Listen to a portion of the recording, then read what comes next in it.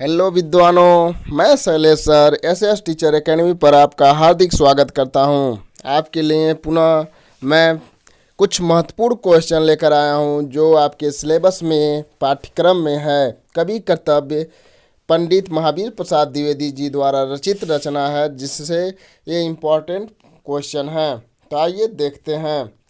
कवि कर्तव्य निबंध को लेखक ने कितने भागों में विभक्त किया है? 2, 3, 4, 5। तो यहाँ पे ऑप्शन आपका सही होता है सी, 4 भागों में विभक्त किया है। उसमें से 4 भागों में से आपका कौन कौन सा है? 1 छंद, 2 भाषा, तीसरा अर्थ और चौथा विषय।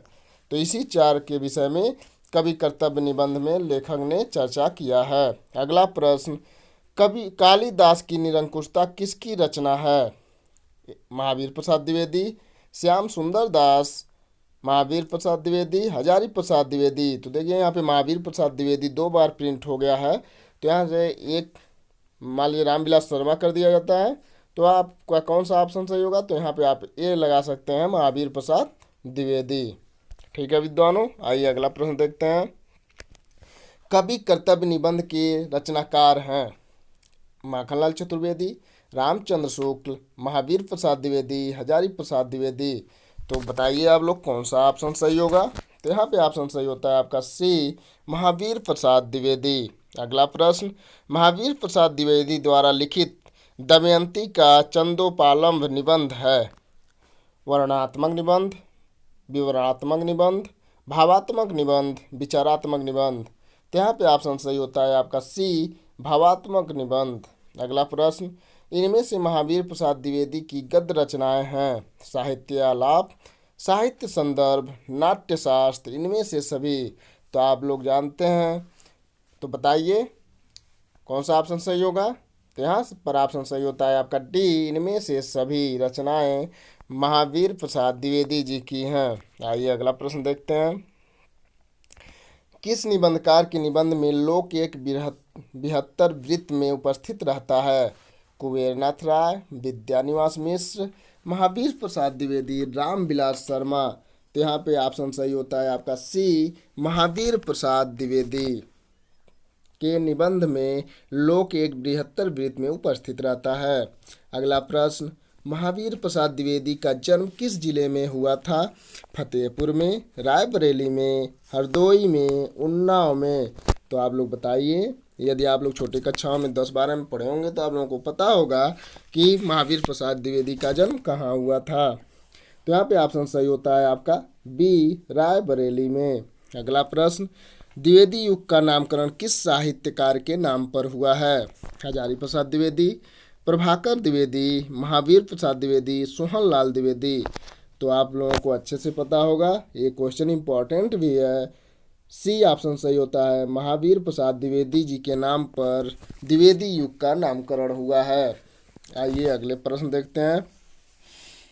महावीर प्रसाद द्विवेदी का जन्म किस सन में हुआ था? सन 1861 में, सन 1862 में, सन 1864 में, सन 1867 में। तो यहाँ पे ऑप्शन आपका सही होता है सी, सन 1864 में महावीर प्रसाद द्विवेदी का जन्म रायबरेली जिले में हुआ था। अगला प्रश्न, महावीर प्रसाद द्विवेदी के पिता का नाम था शिव सहाय द्विवेदी, देवी सहाय द्विवेदी, गंगा सहाय द्विवेदी, राम सहाय द्विवेदी। तो आप लोग बताइए कौन सा ऑप्शन सही होगा? तो यहाँ पे ऑप्शन सही होता है आपका डी, राम सहाय द्विवेदी महावीर प्रसाद द्विवेदी जी के पिताजी थे। अगला प्रश्न, रसज्ञ रंजन किस लेखक के निबंध संग्रह का नाम है? बालकृष्ण भट्ट, बी महावीर प्रसाद द्विवेदी, वियोगी हरि, राय कृष्णदास। तो आप लोग बताइए कौन सा ऑप्शन यहाँ पे सही होगा? तो यहाँ पे ऑप्शन सही होता है आपका बी, महावीर प्रसाद द्विवेदी। ठीक है विद्वानों, अगला प्रश्न, महावीर प्रसाद द्विवेदी की मृत्यु हुई थी सन 1938 में, सन 1936 में, सन 1940 में, सन 1951 में। तो आप लोग बताइए कौन सा ऑप्शन सही है यहाँ पर? यहाँ पे ऑप्शन सही होता है आपका ए, सन 1938 में द्विवेदी जी की मृत्यु हुई थी। अगला प्रश्न, कवि कर्तव्य निबंध के अनुसार यह समझना कि जो छंदोबद्ध है सभी काव्य हैं। अक्षरशः सत्य है। अज्ञानता की पराकाष्ठा है। कवि के ज्ञान का सूचक है। मूर्खता है। तो यहाँ पे ऑप्शन सही होगा आपका बी, अज्ञानता की पराकाष्ठा है। अगला प्रश्न, जिन पंक्तियों में वर्णों या मात्राओं की संख्या नियमित होती है वे छंद कहलाती है। यह कथन किसका है? महावीर प्रसाद द्विवेदी का, रामविलास शर्मा का, विद्यानिवास मिश्र का, रामचंद्र शुक्ल का। तो यहाँ पे ऑप्शन सही होगा आपका ए, महावीर प्रसाद द्विवेदी जी की कथन है। ठीक है विद्वानों। अगला प्रश्न, कवि कर्तव्य निबंध के अनुसार इनमें से एक तथ्य गलत है कि प्राचीन संस्कृत के कवियों ने, तो आपको गलत तथ्य यहाँ पर आप पता करना है। ठीक है विद्वानों। नीति का वर्णन वंशस्थ में किया है। ऋतुओं का वर्णन प्रायः उपजाति छंद में किया है। वर्षा और प्रवास का शिखरड़ी में किया है। स्तुति शौर्य आदि का शार्दूल विकृत और शिखरड़ी में किया है। तो बताइए आप लोगों का कौन सा ऑप्शन यहाँ पे सही होगा? तो यहाँ पे ऑप्शन सही होता है आपका सी, वर्षा और प्रवास का शिखरड़ी में किया गया है। यही ऑप्शन गलत है। अगला प्रश्न, द्विवेदी युग के निबंधकार इनमें से कौन है? श्याम सुंदर दास, बाल मुकुंद गुप्त, रामधारी सिंह दिनकर, रामविलास शर्मा। तो यहाँ पे ऑप्शन सही होता है आपका ए, श्याम सुंदर दास जी हैं। ठीक है विद्वानों। अगला प्रश्न, जिस पद में अर्थ का चमत्कार नहीं वह कविता नहीं, यह इनमें से किसकी मान्यता है? महावीर प्रसाद द्विवेदी की, कुंतक की, भरत मुनि की, रामचंद्र शुक्ल की। तो आप लोग बताइए कौन सा ऑप्शन सही होगा? तो यहाँ पे ऑप्शन सही होता है आपका ए, महावीर प्रसाद द्विवेदी जी का कथन है।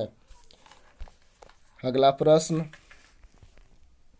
शुद्ध भाषा का जितना मान होता है अशुद्ध का उतना नहीं होता, यह कथन किसका है? रामचंद्र शुक्ल का, उदय नारायण तिवारी का, हजारी प्रसाद द्विवेदी का, महावीर प्रसाद द्विवेदी का। तो यहाँ पे ऑप्शन सही आपका होगा डी, महावीर प्रसाद द्विवेदी का। अगला प्रश्न, महावीर प्रसाद द्विवेदी और हिंदी नवजागरण पुस्तक के रचनाकार हैं। हजारी प्रसाद द्विवेदी, रामचंद्र शुक्ल, रामविलास शर्मा, राम कुमार वर्मा।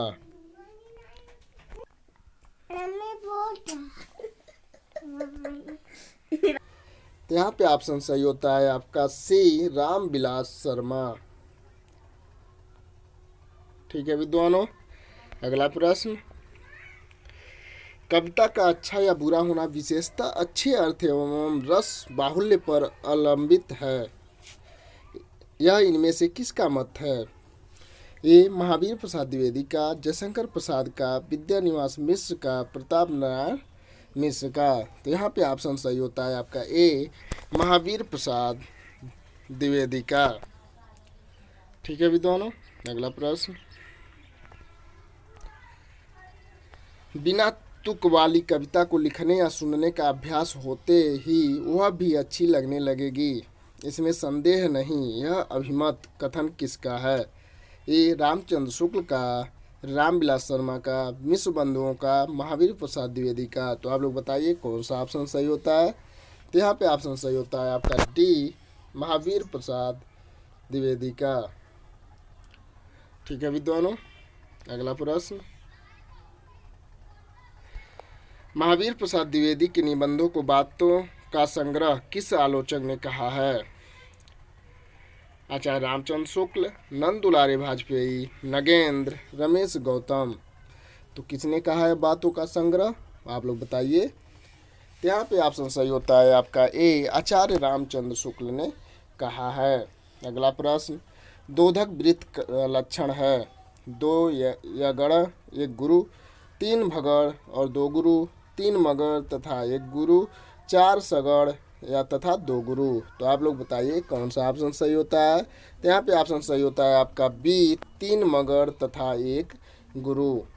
अगला प्रश्न, भारत दुर्दशा नामक नाटक का प्रणयन किसने किया, अर्थात यह नाटक किसने लिखा है?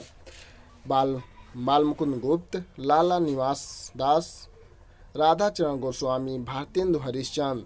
तो यहाँ पे ऑप्शन सही होता है आपका डी, भारतेंदु हरिश्चंद्र। अगला प्रश्न, अर्थसौरस की ही कविता का प्राण है, यह पंक्ति किस निबंध की है? कविता क्या है? आंगन का पंछी, महाकवि की तर्जनी, कवि कर्तव्य। तो आप लोग बताइए कौन सा ऑप्शन सही होता है? तो यहाँ पे ऑप्शन सही होता है आपका डी, कवि कर्तव्य में यह बातें कही गई है। ठीक है विद्वानों, अगला प्रश्न, द्विवेदी जी किसके आचार्य थे? ए, भाषा के, बी, संस्कृत के, सी, उर्दू के, डी, मराठी के। तो यहाँ पे ऑप्शन सही होता है आपका ए, भाषा के आचार्य थे। अगला प्रश्न, सरस्वती का संपादन उन्होंने कितने वर्षों तक किया? 10 वर्ष, 25 वर्ष, 15 वर्ष, 20 वर्ष।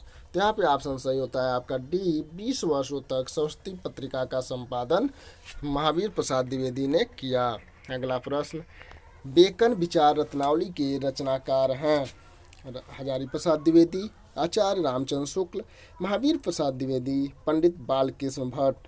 तो यहाँ पे ऑप्शन सही होता है आपका सी, महावीर प्रसाद द्विवेदी की रचना है बेकम विचार रत्नावली। ठीक है विद्वानों, अगला प्रश्न, द्विवेदी जी का जन्म किस गांव में हुआ था? दौलतपुर, बी, दौलतगंज, सी, दौलताबाद, डी, दारानगर।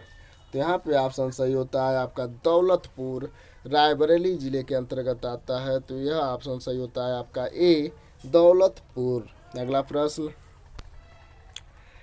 द्विवेदी जी को नागरिक प्रचारी सभा द्वारा हिंदी के प्रथम आचार्य के रूप में किस सन में सम्मानित किया गया?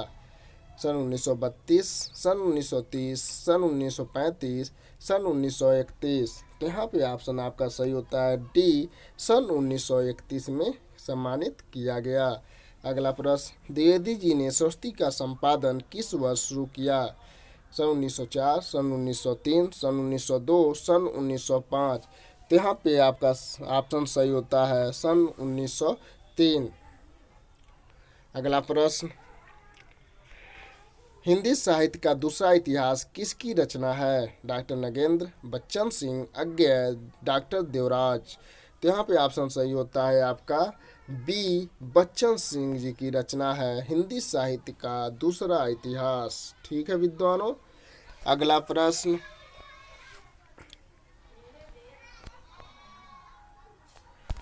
द्विवेदी जी अपनी रचनाओं में कहीं कहीं सीधे पाठक से बात करते हैं, उनकी इस शैली को क्या नाम दिया गया? उद्धरण शैली, हिंदुस्तानी शैली, संस्कृत गर्भित शैली, संलाप शैली। तो यहाँ पे ऑप्शन सही होता है आपका डी, संलाप शैली का नाम दिया गया। बम्बई में आचार्य जी ने कौन सा काम सीखा? चित्र बनाना, तार का काम, गाड़ी चलाना, कपड़ा बुनना। तो यहाँ पे ऑप्शन सही होता है आपका बी, तार का काम। अगला प्रश्न, द्विवेदी जी विद्वान थे संस्कृत, हिंदी के, उर्दू के, मराठी के? तो इसी से संबंधित अभी पीछे आपका एक क्वेश्चन आया था, तो वह हिंदी के विद्वान थे। ठीक है विद्वानों, अगला प्रश्न, सरस्वती नामक पत्रिका के संपादक थे? भारतेंदु हरिश्चंद्र, गणेश शंकर विद्यार्थी, महावीर प्रसाद द्विवेदी, बद्री नारायण चौधरी, प्रेमघन। तो आप लोग बताइए कौन सा ऑप्शन सही होगा? तो यहाँ पे ऑप्शन सही होता है आपका सी, महावीर प्रसाद द्विवेदी। ठीक है विद्वानों, अगला प्रश्न, अपने कवि कर्तव्य निबंध में महावीर प्रसाद द्विवेदी ने कविता को लोकप्रिय होने के लिए कितने बिंदुओं में उसके गुणों का उल्लेख किया है? 2, 4, 5, 7। तो आप लोग बताइए कौन सा ऑप्शन सही होगा? यहाँ पे 5 ऑप्शन सही होगा। ठीक है, सी। अगला प्रश्न, हिंदी के जितने कवि प्रसिद्ध हैं उन्होंने देश, काल, अवस्था और पात्र के अनुसार ही कविता की है, यह कथन है डॉक्टर भगीरथ मिश्र का, रामविलास शर्मा का, जयशंकर प्रसाद का, महावीर प्रसाद द्विवेदी का? तो यहाँ पे ऑप्शन सही होता है आपका डी, महावीर प्रसाद द्विवेदी का।